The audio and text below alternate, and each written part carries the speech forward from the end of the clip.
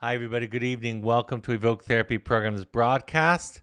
Today's the last day of November, November 30th, 2021. It's a Tuesday, and tonight's format is a question and answer, an open forum. So if you have any questions you would like to submit, for those of you that are in attendance live, you're welcome to submit those. If you're not a live attendee, you're also always welcome to submit questions via our email at webinar@evoketherapy.com, and we're happy to add those to the queue. If you have live questions this evening, Malia, who's moderating for me this evening, will pass those on to me when there's space in the broadcast. And first, I'll get to the questions that have been pre-submitted before we get to the live questions. So with that, let's get right into question number one. Somebody writes, our daughter is at Evoke currently. We got some tough news from the aftercare program we thought was our best hope. Doesn't feel she is ready for their program. That she hasn't spent enough time in the deep work to be sure she is actually motivated and continue in that depth. They are concerned that she will return to an avoidance stance. Our daughter has been in RTCs before, and the restrictive nature inherent in those programs has not helped her her motivation. And we worry that most alternative programs now in front of us will repeat the cycle that she has been in until now. How should we find direction? That's a really challenging question.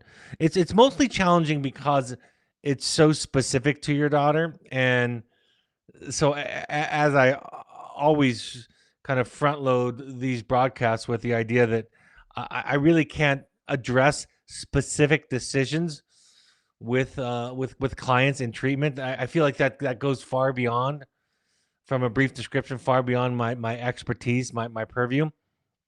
So you know, I'm going to give you some very general answers, like to talk and discuss this through with your Evoke therapist. Also, to talk to your educational consultant if you have one. If you don't, they can be very helpful in this process. Um, Having said all of that, at the end of the day, you get to choose the best choice for your daughter.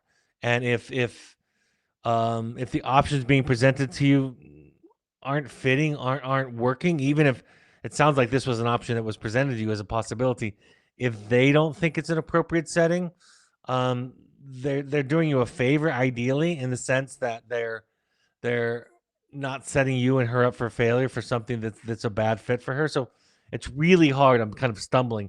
It's really hard to kind of find the words to offer you, because I don't know your daughter specifically. Um, if you want to email me separately and copy your wilderness therapist on that email, I'm happy to do my best to assist that person, to assist our therapist in helping you through the process. But that's a pretty tough spot to be given a recommendation for a program, to have your daughter then be rejected by that program, and to have experiences with other types of programs in the past that maybe you're afraid of being steered toward by the acceptance, by the admission staff. That's a really, really difficult situation. As I always say, being a father first, which I am a father first, and having 4 children, 2 of whom have I've decided to send to therapeutic programming. Um, at the end of the day, you ultimately you have advisors, you have people that make recommendations, but ultimately it's your responsibility to make the final decision. So I'm sorry I can't be more helpful to talk you through it, but I'd have to be brought in on the case to have more of a specific opinion. So I'm sorry, and thank you for giving it a shot. Like I said, you can send me an email, copy your Evoke therapist, and I'm happy to consult with them and give my 2 cents there. The second question reads, my 14, almost 15-year-old son let us know since about a year ago he was smoking weed occasionally with his, quote, less than ideal, unquote, group of friends from school.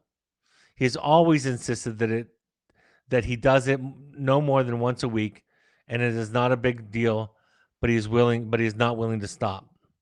We went from a zero tolerance, weekly drug testing approach to a more compassionate, not so anxious approach with him. We are all attending therapy now. Our arguments and stress with him all come back to the curfew hours and not letting him sleep at some of these kids' home where parents are not too involved. We have a hard time detaching and letting him do what he wants, and just letting him go letting go of what we consider our valid fears? How can we accept letting him just be himself versus letting go of boundaries we feel are to protect him, even though this is creating a large amount of conflict? We have tried the I feel statements and other strategies, but we are not getting anywhere. By the way, I don't expect that the I feel statements would be of any help in this area, because no matter how perfectly you state your intentions, you're going to have a different of opinion. It's one of my warnings about communication skills training. And although the I feel statement it's a staple of a skill to our program, it doesn't necessarily resolve conflict, because people can still be at odds with each other even after feelings and thoughts are expressed assertively. So I'll kind of go backwards on your question. Ultimately, I love the fact that you're experimenting with your own self in this process, that you've gone from a more zero tolerance policy to a more compassionate policy, that you're trying to incorporate the concepts of letting go, of detaching. I think is admirable for sure. The fact of the matter is, I want to be clear about this. Letting go and detaching is not a good predictor of specific boundaries. And what I mean by that is, people that let go or detach usually have, well, by definition, actually, have healthier boundaries. I'm going to say that again. People that practice detachment, healthy detachment, and letting go have better boundaries, clearer boundaries. And the reason that is because letting go and detaching is not about being passive versus being active as a parent. It's not about strict versus permissive. I have a chapter and a few podcasts on the issue of control versus influence. Letting go and detaching is about kind of where you're coming from.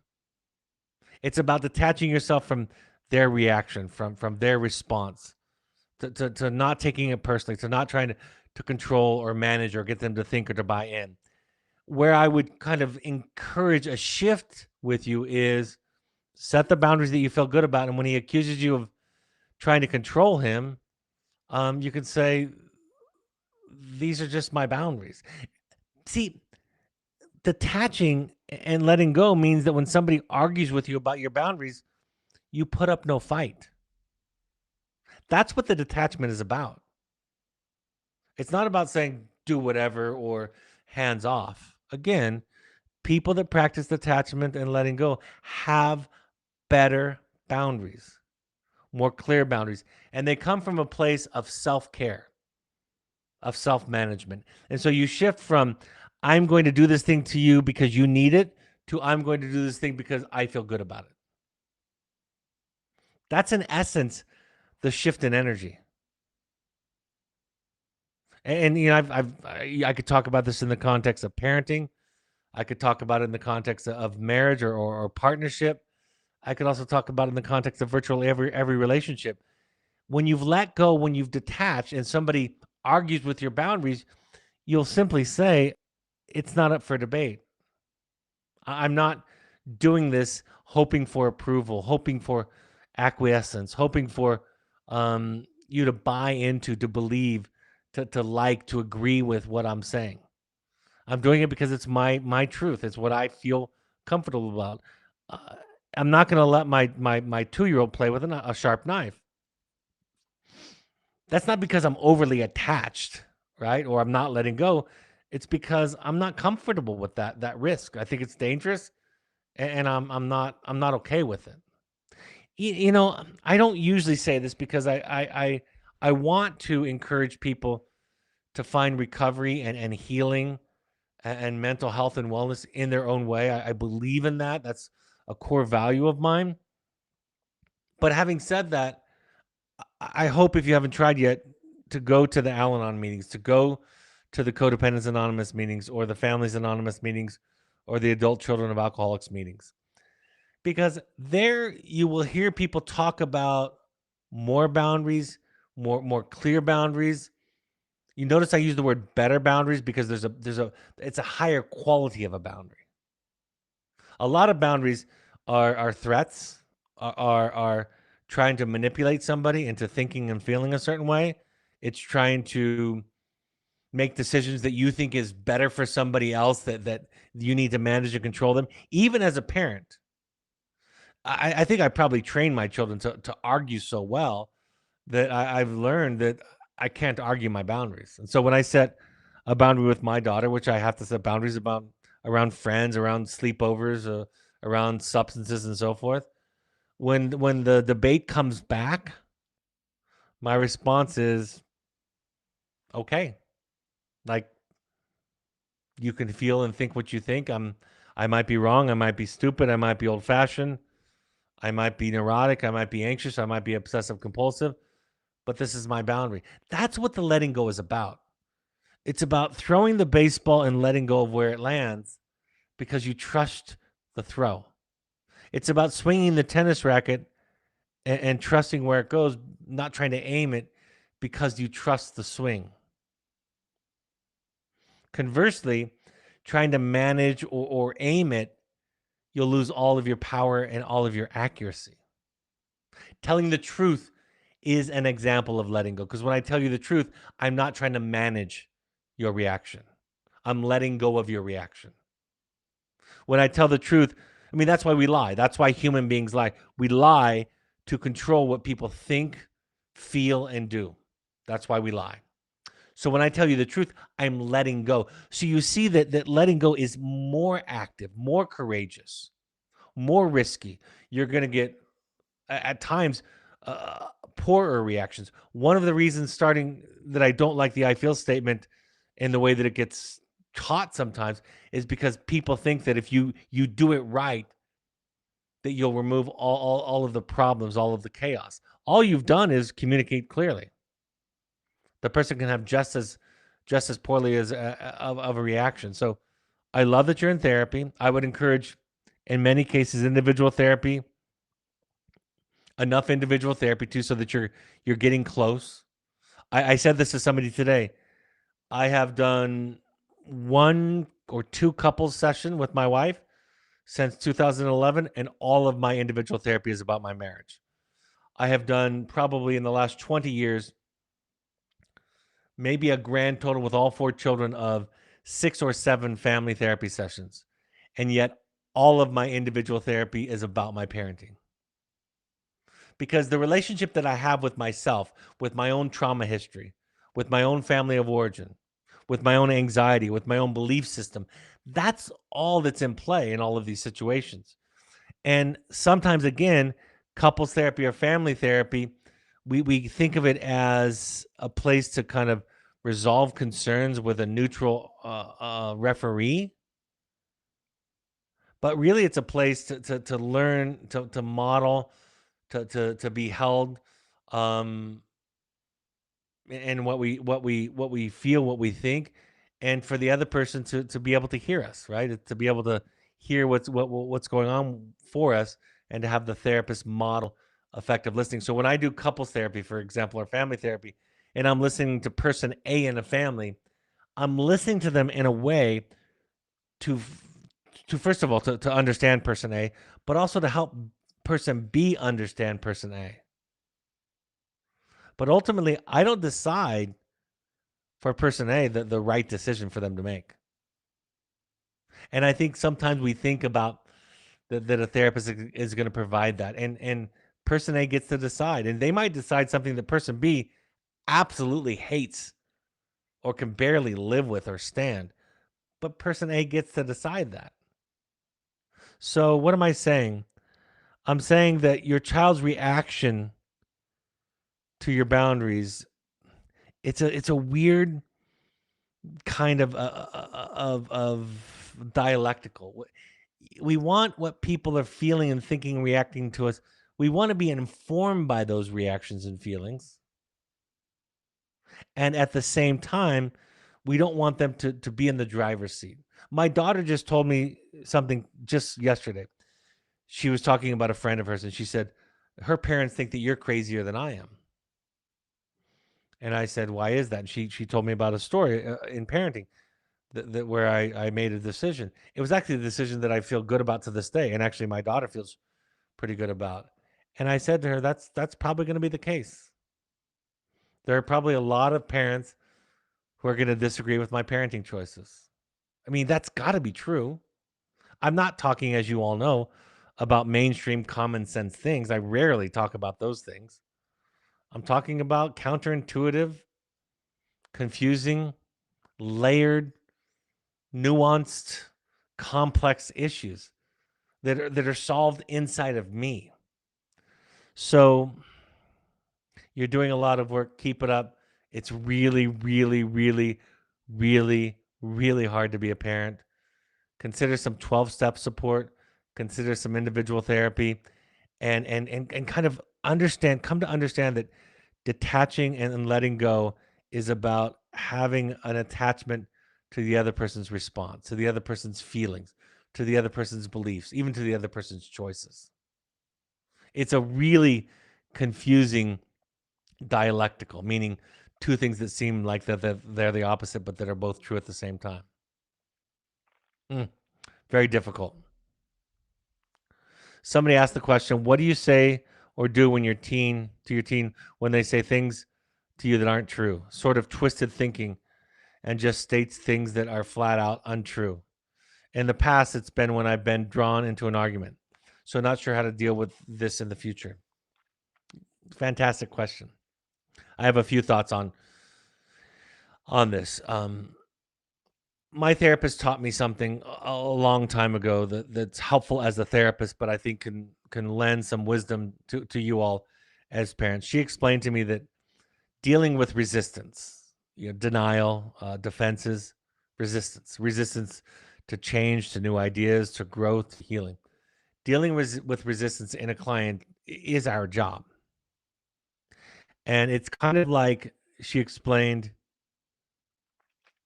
it's kind of like driving your car across a frozen lake. Too much gas, you lose traction. Too much brake, you lose traction. Too hard of a turn to the left or to the right, you lose traction. And you get better at it as you go, as you practice driving. If you have more experience of driving on a frozen surface, you get better and better at it, and you kind of know the feel of it and kind of know what works. People with more experience, we have that all the time in Utah. People that move from California to Malia, am I losing? Am I losing?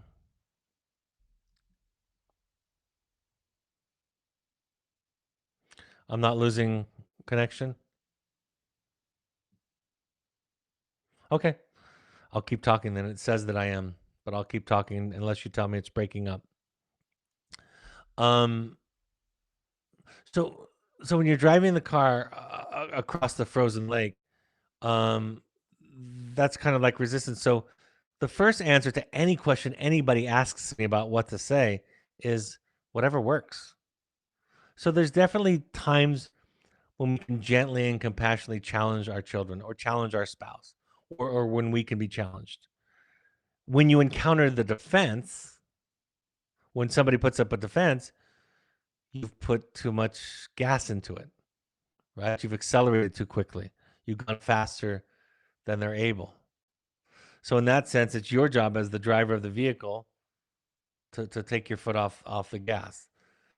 In my most capable moments where I'm full and I feel safe and I feel okay, um, I can listen to somebody spin a whole web of lies and say little about it. I say listening to your children is like listening to someone tell you their dreams. You can still hear the feelings and the themes without paying attention to the content. I was thinking about this on the way to school today. My daughter was listening to some rap music. She was playing some rap music. I let her play her music on the way to school when I drive her every morning. And I was listening to this. Of course, the themes in the music don't make sense given her life. Like the specific content doesn't make sense. But if I take that anger and that defiant spirit, that aversion to authority, to the patriarchy, if I take that and I translate it into what it probably feels like for her as a child to be subject to us parents, it makes perfect sense. Right? I can hear it. And so we learn to hear feelings, thoughts, fears, anxieties. Yes, you can challenge people, but most of the time I run it through the parent filter, the adult brain, and then I make a decision that's independent of those facts. And I start to ask myself, why are they lying? Why aren't they telling the truth? And to me, that's a much more fascinating path to take. Are they afraid they don't feel safe? Oftentimes, people exaggerate, for example, because they feel like if they just tell the story as is without all the exaggerations, then it's not going to be heard. So they have to puff it up and make it bigger. If I tell you that my boss didn't listen to me today, you might think, well, maybe it was kind of a one off, or maybe your perspective is a bit off. But if I say my boss never listens to anybody, everybody on the team can't stand my boss, they're constantly taking credit for my work, they never listen to my suggestions, right? If I exaggerate it, you're more likely to say, gosh, I can see how frustrating it would be to work in that environment. And so as you start to get curious about why people can't just be straightforward, you start to learn things that, because your hearing is your hearing has more depth to it. As a therapist, I know that every story that everybody tells me about their children or about their spouse isn't the truth. You know, if I brought in the spouse and read to them the transcript, they would say, well, that's not at all what happened, or the parent or the child or whatever. That happens every day in my job. But what I'm listening for is the experience, the feeling. I'm listening to them as if they're telling me about a dream that they had the night before. And I'm trying to hear the emotions, the emotional experience that they're having. So, yes, you can confront. Yes, if it works, fantastic. There's going to be times when people are open to it, when we're open to it, when we're not. And we listen and then we just decide. A lot of times my daughter will say something to my wife and me, and we'll listen. We'll walk in the other room, or she'll walk in the other room, and I'll say to my wife, I say, I don't really buy it. And so here's the choice. What do you think? And she'll say, yeah, same thing. And then we just make our decision based on our perspective, kind of how we've interpreted things.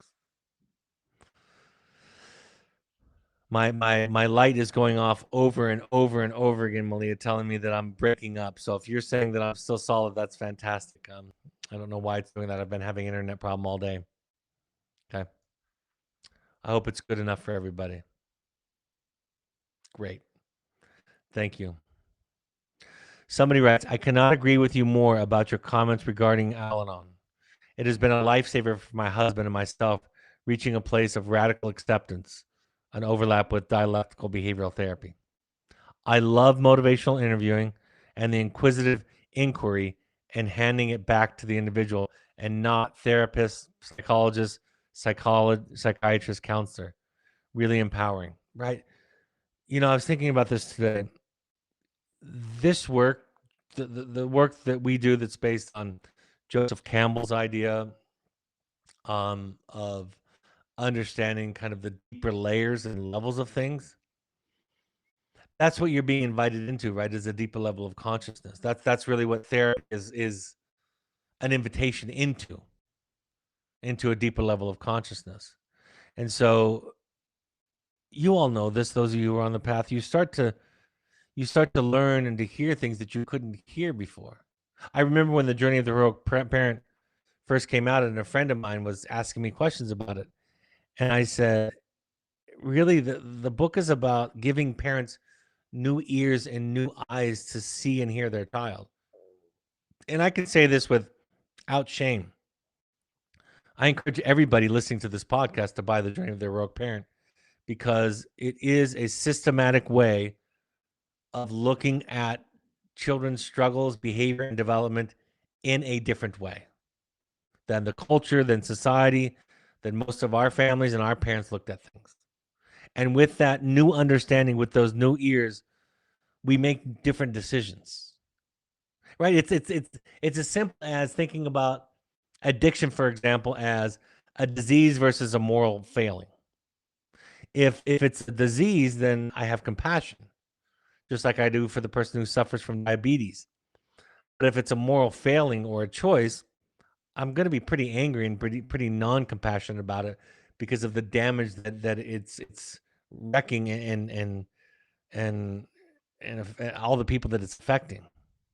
It's the reason why people are so mad at narcissists, in fact, is because they don't understand that it's a childhood wound of not being seen and an overcompensation for that feeling not enough or lack of self. And narcissists and addicts hurt other people. And so, along with that, we're much more likely to be judgmental. But when we realize, all of you know this, when you realize that depression, anxiety, addiction, narcissism, borderline personality disorder, bipolar, when you really realize that they are not moral failings, not conscious choices, but trauma based responses to life, you have a different feeling about it and you make different decisions. And that's really how I see my job, honestly, is to walk a journey with you and to help you see it in a different way. And then you make the choice. I don't tell you what to do. You make the choice with that new information and that new depth and that new awareness. So I'm glad that it's really empowering. Thank you for the comment. I'm glad that it's really empowering. I'm glad that it's helpful. You cited some really good resources there, Al-Anon and DBT and motivational interviewing. So thank you. All right, somebody writes this. I've taken to heart your comments around how not to respond in order to save the child or control the outcome. I understand the concept of if it's hysterical, it's historical. My son is in college. His girlfriend called him this early morning at 4 a.m. and asked him to come down to his dorm and cuddle. He was tired and said no. Later, her mom called my son and said that her daughter is not responding to her. He ran to her dorm, and the police and ambulance were there because she tried to commit suicide. He is completely guilt-ridden and triggered by the event due to his own suicide attempt that led to wilderness therapy 18 months ago. His dad and I decided that it would be good for him, good if I drive to his college and be there for him. Being aware of everything you've taught me, I used the words carefully and said, I'm not coming in order to save you or make you feel better. I just want to sit next to you and give you a hug if you need it. Is there anything else you would say to a mom who wants to support a child in crisis without saving? What a tragic story. Your son was in I'm going to talk about your son for a moment and his dilemma. There was no way he could win that because even if he could save her from that night, he could not ultimately be responsible for her safety perpetually. That's her responsibility. And I understand because most of us are wired in such a way that we would feel guilty for that. I have empathy for that. Um, and as you grow and as you heal and as you get clear about what's yours and what's not yours, and that takes a long, long time, you learn to first let go of the responsibility and the associated guilt that you feel with that. But secondly, you don't end up in relationships where that kind of manipulation and that kind of pressure exists. Um, so I'm glad. It sounds like she lived and she's okay, and I'm glad. And I don't know that this situation is a one off, and I don't know this individual particularly, but my suspicion is that there's no way that he could win because if he had said yes, I love the boundary that he said. Actually, I think it was a healthy boundary, and what came out of it was his greatest fear that if he didn't do everything, including sacrifice his own well-being, that the world would cease to exist, right? That she would cease to exist. That's why he was probably in the relationship in the first place. And I'm not being hard on him. It's that our wounds bring us together like that. So there's no way he could have won that night. Because if he had said yes, what about the next night? What about the next day? What about a year from now? It just was, it's set up to be a failure. And she needs help, of course. I have nothing much more to offer except for, to make sure that you're checking in with him and asking him what he wants or needs. I love how you distinguish between trying to make him feel better and just sitting with him. If you can think about this, I'm going to go use this to talk about a bigger principle. I tell this to people all the time. In many instances, I would encourage you to try not to be helpful, because what we often think is helpful is not. Again, it might put out the closest fire, but it doesn't solve the bigger systemic issue. So consider not being helpful. Consider dropping balls. Consider letting people down. As we become more enlightened and more aware of ourselves, we get better at letting go of the need to be helpful, the need to be the knight, the rescuer, the one who comes along and rescues the damsel in distress, if you will. At the same time, the one thing that we can do with each other is we can help each other not experience so much loneliness in our suffering. I talk all the time about sitting with somebody in their unsolvable problems. And what that means is the thing you're offering of them, to them, for them, is that they're not alone. And that makes it bearable. You can't escape pain and suffering in this life. You just can't. What we can do to minimize the suffering or to transform it is provide companionship, connection. So I love your instinct, as long as your son is okay with that. As long as he wasn't asking you, and either consciously or unconsciously, overtly or covertly, to not come and drive there. Making sure that you check out with him. Is it okay if I come and sit with you? I don't need to make it better. I just, I want to be with you if you need anything. Just be very clear about that, because sometimes it happened to me a couple of times in the last year where I said some very clear, when I had a couple of difficult instances in my life, I set some very clear boundaries with my circle of people about what I needed and what I didn't need. And they gave me what they needed, right? They gave me what they would have wanted. They thought I wasn't capable of asking for what I needed. And and while you might think, a care package or an extra letter or the things that they provided, you might think, well, how could he be bothered by that? But it was because I spent so much time and effort telling people what I wanted and needed, and they gave me just the opposite. So there's that risk. Codependency means often that we give people what we want, and we call it caring or loving.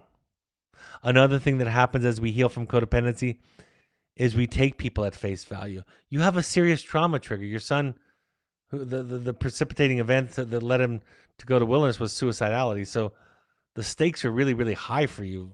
Navigating that is extraordinarily precarious and scary. And I just give you all the empathy and non-judgment in the world. And over time, the goal is to take our children and our spouses and the people that we care about at face value when they tell us what they need, what they want, how they feel, and what we can do. And when we start to take people at face value, they then have to use their words to communicate their needs. And that's called growing up and maturing. The last thought that I had that relates to this issue a little bit. I had a client recently say to me that they're finding it hard to be around anybody who can't listen to them for at least 30 seconds without providing a solution, which sounds like you already get that. So I'm probably preaching to the choir. But I thought it was so powerful that this client said this way, because what they were saying was, it's so rare. It's so rare that we can tell people what we need and that they'll respond to it, that we can express an upset, a frustration, a disappointment, a hurt, a challenge, and that they can be present with it. I had a friend recently give me some feedback on some ways that I've hurt him, and he was very nervous about doing it, very sensitive, and walking on kind of very gently into the conversation. And after he said it, it wasn't effortless on my part, but I was able to hear it and to thank him and to even honor the fact that he took a difficult step. And he said to me afterwards, he said, "Wow, that's not at all how I expected it to go." And I said, "How did you expect it to go?" And he said to me, "Frankly, it's rare that I give feedback to anybody without them being defensive." And I said, "Yeah, I'm not. I bet that's true." And I said, 10 years ago, I probably would have defended myself. Maybe even 5 years ago, I would have showed him how he was wrong, how he misunderstood, how I was right, how I was the good guy. But because of the work that I've done, I could just hear it. Right, my ego was in check, and I could just hear it. I didn't need to be the knight in shining armor. I didn't need to be the hero. I could just be Brad, who's fallible and imperfect. And in that place, because of my therapeutic work, he got to be him in relationship to me, which he commented, like I said, from what he shared with me, he did not expect, because we have so little experience with it. So I know I'm kind of going on tangents from what you said, but you were so right on to begin with. That's the only thing really that I could do, is just kind of add some different perspectives on some different issues. So thank you for the question. Next question, somebody writes, our 14-year-old liked her therapist at home, but lied to her easily, minimizing her self-harm, drug use, and other risky behavior. Then in Wilderness, she had a very skillful therapist she was much more honest with, and made a lot of progress in 13 weeks there. Now at a therapeutic boarding school, she says her therapist doesn't push her the way her therapist did. In family sessions, the therapist does a lot of listening and space holding, but we never seem to go deeper than just checking off the rather basic assignments. After 3 months, we see a lot of regression now when we visit. We know this is to be expected, but also wonder if this therapist is a good fit for our kid. To us, again, it looks like our smart kid knows what she's supposed to say and is going through the motions to get through the program. Should we defer to the school experts, back off, wait, and trust the process when it is appropriate to question the fit and ask if we should? When is it appropriate to question the fit and ask if she could switch? Be a squeaky wheel. I'm gonna start off very, very simply. Um, Tell them how you feel. Tell them your concerns. Clients deserve to ask tough questions and to get intelligent answers. Period. Clients deserve to ask tough questions, to challenge the therapist and the program, and to get intelligent explanations. That's really, really critical. A lot of you, if I were doing a therapist at a therapeutic boarding school, I think sometimes there would be a lot of there'd be a lot of therapists and parents who thought that I was too soft. I think that would occur, because what I'm trying to measure again is, how far can I get this car across the frozen lake? And that's a difficult process, a difficult endeavor. A really good book, and I think Malia's already, or it's been referenced earlier in an earlier question, is Motivational Interviewing and Resistance. Those two podcasts would be two that I would recommend to you. Um, but here's the biggest point that stands out to me in your question. You said, should we defer to the school, or should we back off and trust the process? And you have that in quotes. I can't stand the phrase "trust the process." I I can't stand it. I can't stand it because It's what programs and therapists say to clients when the clients don't trust the process. And if you don't trust the process, you either need some healing from some past trauma, or you need the therapist to listen. It's a way to shut you down. I remember when I went to my very first intensive, I brought the clinical director aside and I told him some things that I was struggling with. And he told me to trust the process. And I said to him, I am trusting the process. I'm telling you the truth about my concerns. And I think what you're telling me to do when you say trust the process is just shut up and go back to my group and don't say anything. And that's just not me. In fact, that kind of thinking is what alcoholic parents say intrinsically to their children. That's what a narcissist says to a child. Shut up. I know what's best. Trust me. And if you experience any of that kind of gaslighting from your narcissistically wounded parents, which everybody has some of that and everybody does some of that, it's just rewounding. So trusting the process means telling the truth. My best relationships with clients are when they tell me what they don't like and they complain to me and they tell me what doesn't work and they ask me why I'm doing what I'm doing. And part of my job when I'm working with a child in our program, part of my job is to explain what I'm doing so they understand.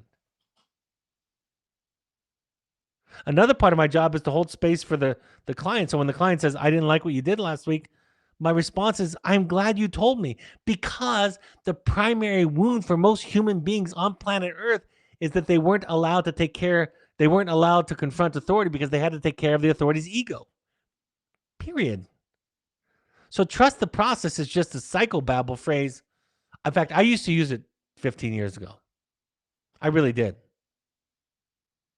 And I'm glad I had the experience that I had in 2010 because, frankly, it woke me up to how abusive and gaslighting trust the process is.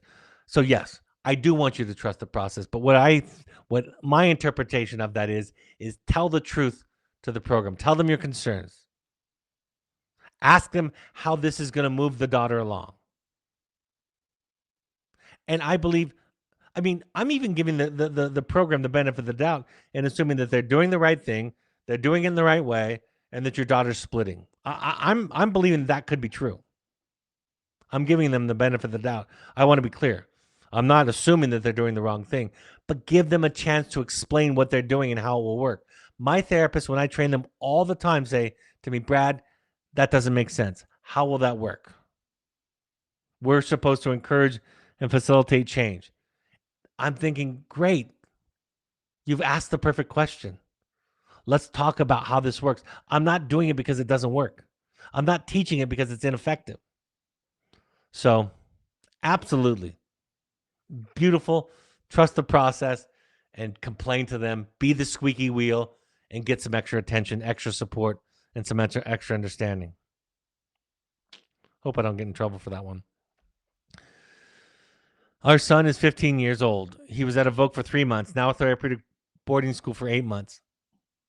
I've been doing all the homework you suggest. I'm just so overwhelmed with trying to unravel the attachment trauma our son experienced in utero and the fact that we have a 15-year-old immature boy. He's not even able to understand so much of this. He's used to running from feelings, so we all sit with him and validate. Just be open, just be an open container. Is it realistic to think that this is ever going to be unraveled? Great question. Again, it's going to be work that he's going to be doing for the rest of his life. That's the way that I think of it. I think I've said this before. 1 hour with a parent is worth therapeutically 5 hours with a teen or a young adult. In most cases, if I spend 1 hour of my time, my resource of time with an adult, I have the same impact on a family than if I spend 5 hours with the child, because children are not equipped to have the same kind of insight that you and I have. they don't have a prefrontal cortex, and what they do have is not as wired as elegantly as ours is. They don't have the reasoning, they don't have the rationale, they don't have as much capacity for insight. They're more impulsive. Their pleasure centers require more stimulation. There's a whole bunch of things different about where they are developmentally and what we know about brain science today. So when I talk to you guys, when I teach you, I've said this before, I'll say it again, it's not for your children. One of my favorite lines from The Journey of the Heroic Parent is parent education doesn't change children. It changes parents. And that change can have a wonderful, long-lasting effect on the rest of the family, including the children. So yeah, I playfully refer to my children sometimes as half-brainers, right? Because they're not they don't even have the same equipment. It's like they're on a laptop that was made in 2005, and you're on a laptop that was made in 2021. I'm not saying you're all healthy and perfect and flawless. I'm not saying that, but I'm saying they don't even have the capacity. So you, they can't get it. I remember when I was in my master's degree, we had a Riverside County sheriff. I was in Loma Linda, California. And a Riverside County sheriff came and visited us talking about child abuse and reporting laws as part of our ethics class. And I remember he said something that has stuck with me to this day. He said, one thing that is consistent in virtually every example of child abuse is that a parent has an expectation that's age inappropriate for the child. There's a great couple of books by Daniel Siegel on the teenage brain, the adolescent brain. I think add tons of compassion and understanding to this approach. And so the fact that your 15-year-old is not getting it, that he's immature, that there's trauma there, it's not going to be resolved in the next 2 years or 3 or 4. It'll be in his mid-20s most likely where things really start to develop and become richer. And then it'll be something that he works on for his entire life. So the work is for you. And that makes you more capable as a parent, as a container, as a partner, as a friend, as a boss, as an employee, so forth and so on. But it doesn't guarantee that anybody else is going to change or get it. Somebody writes, this is a follow-up to your answer tonight about boundaries and letting go of smoking. We found out lately through an open dialogue with our 20-year-old that he's back smoking weed. He's been through wilderness and a recovery program, switched to cigarettes, and lately stopped with cigarettes and back to, in his words, casual smoking, only specifically and just for fun. Only specially and just for fun. He says he's not smoking alone to numb his emotions without trying to control the outcome. How do we parent him? How and what type of boundaries do we set with a young adult in college? It's our trauma that he will regress to addiction, and we will take care of, and when we take care of it somewhere else. But how do we address it without making him feel bad, feel as if he has to carry our anxiety? It was great. Your questions reveal how much work that you've done.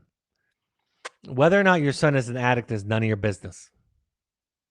That goes for all of you listening and watching. Whether or not your child is an addict or an alcoholic is none of your business.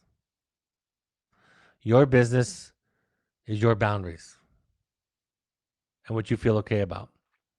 For a 20-year-old who's gone through the amount of therapy that you have, that he's gone through, generally speaking, again, because I don't know your son, he's trying to figure it out. And he might discover that he's an addict or an alcoholic. He might conclude that. You're welcome to set boundaries around financial support, but it sounds like the relationship is improving. It sounds like he's open and he's talking.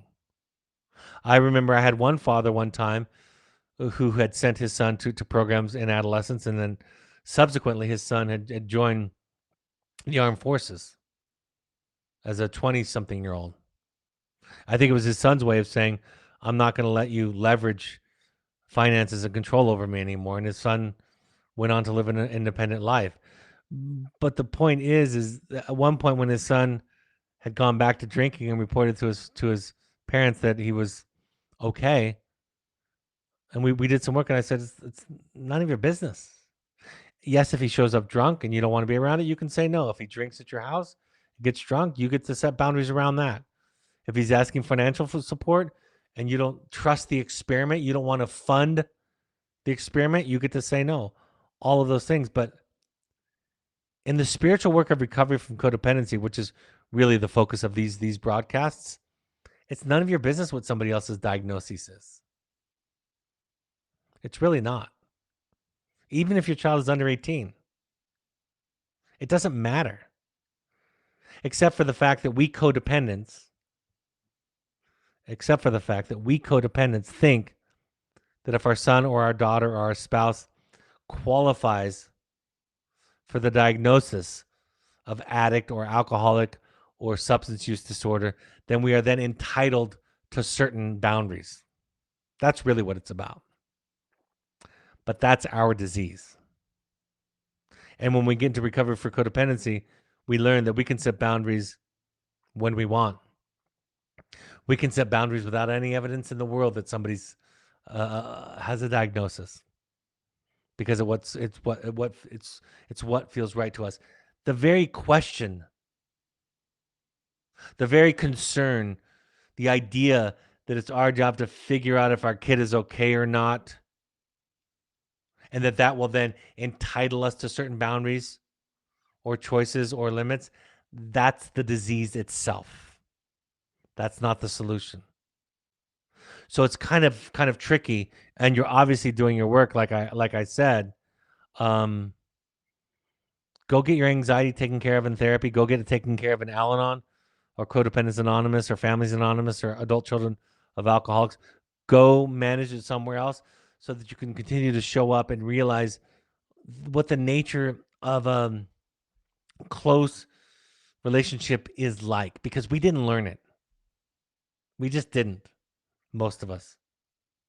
We don't know. We had no models for it. We had models of our parents who loved us more than anybody on earth, but they were so flawed and imperfect that didn't really give us a sense of kind of what it meant to be a person and to be in a relationship with another person. We thought that we were supposed to share our anxiety with our children. We were supposed to share our anger, our frustration, our worry with our children, our disappointment, and that would be an indication to them about whether or not they were on track or not. That's what we thought. But it's just not true. In fact, the opposite is true. And I know you know that from the last phrase in your question. So, in summary, you don't have to figure out if what your kid is doing with his experiment or not. You get to decide your support with the amount of treatment that you've given him. I would encourage you to watch the experiment a little bit and see where it turns out. I'm not predicting that it'll turn out that he'll be able to socially use without it affecting his life for the rest of his life. I'm not predicting that at all. I want to be clear about that. It could very much end up in him running into a wall again. And then you can make the choice and cross that bridge when you get to it. And if you don't want to fund the experiment, you can withdraw financial support. But again, I would encourage you all to not be in a hair trigger, especially after treatment. I would encourage you not to be on a hair trigger, because that lends itself to high stakes, to not open dialogue and discussion, to not having a relationship that's intimate, because an intimate relationship requires safety. And when everything's hair trigger and high stakes, it's really hard to have it.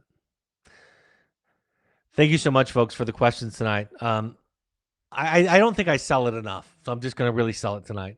I really strongly encourage you to buy The Journey of the Heroic Parent if you haven't. You can get it on Amazon. We sell it on Amazon. You can see right there when you choose the new option from Evoke Therapy. Also, The Audacity to Be You. You can also listen to those on Audible. They're this kind of work. We have support groups for current and alumni families every week right now. December 2nd, 6:30 p.m. is the next one. Also, we have once a month an alumni wilderness alumni only meeting. The next one is December 28th. And then we have a support group for intensives alumni. The next one is December 14th at 6 p.m. You can go to our website or just email Malia at evoketherapy.com to get more information and to register. If you want to take a deep dive into your work, I cannot oversell this. If you want to do a deep dive, if you're ready to springboard into your work, go to Finding You. You can do it online or in person. Our next offerings are on our website December 8th. I believe is full. So the next available one would be January 12th, but you can also do it online. The next offering is January 28th. Just go to our website or email intensives@evoketherapy.com. We have coaches, attachment therapy, informed coaches. Just email coaching@evoketherapy.com. They can help you after treatment, during treatment. They can help you if you don't have anything to do with Evoke's Wilderness Therapy Program. In fact, the vast majority of our coaching and intensive clients are not wilderness clients also. Pursuits Adventure Trips are for young adults and for families. Think sober fun. It can be in between or concluding treatment, or if you just want to revisit or just kind of refresh a little bit of your therapeutic work. I've mentioned it several times this evening, but we encourage all current parents while their child is with us to attend 6 12-step support groups. Any combination of Al-Anon, CODA, Families Anonymous, or adult children. Also, refugerecovery.org and NAMI.org have classes that are free in your local area that can help you with give you support. All of these broadcasts are available on your favorite podcast app. Just search Finding You an Evoke Therapy Podcast or go to soundcloud.com on your computer. On Twitter and Instagram, you can find us using the handles at Evoke Therapy or at Dr. Brad Reedy.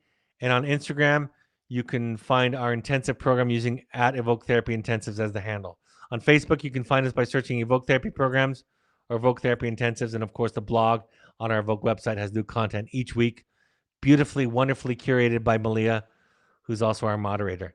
My next broadcast will be December 8th at 6:30 p.m. Mountain Time. It'll be on the impact of peer groups and milieu on your child. So I'll be talking about kind of the experiential aspect of the small group living and what it does for us. And as always, even if you're not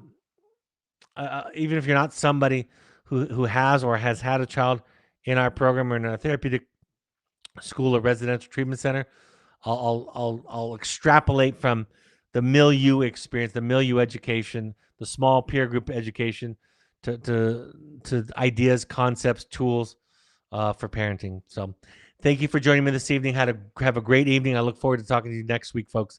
Take care. Bye-bye.